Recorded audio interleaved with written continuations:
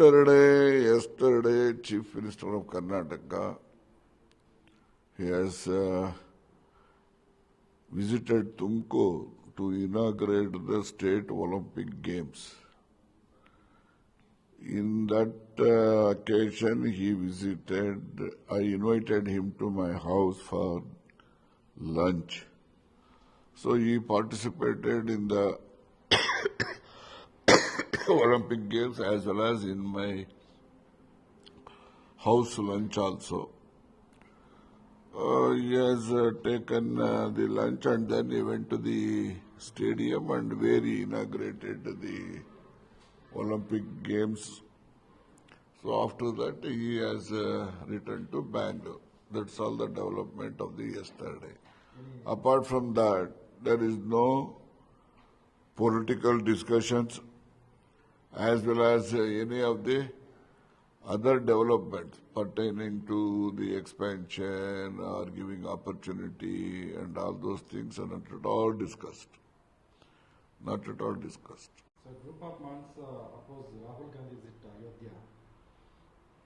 You see, that is not correct. Visiting Ayodhya temple, Rahul Gandhi has got every right to visit it. But nobody can question it. It is not their property. Rama is not their property of RSS or BJP or anybody else. Rama is omnipotent. So he is always remembered by the Hindus of the world, not only India. So Rahul Gandhi, as a devotee of Rama, he has got every right to visit any Hindu temples, including Ayodhya Rama temple. So those who are all opposing that, they are all anti-Hindus. So they should not oppose it. My personal view is RCB, because of RCB only so many 8 to 10 members, they were youths. They have lost their life. So when there is no adequate precautionary protection for the spectators, till such time no IPL should be held in that ground.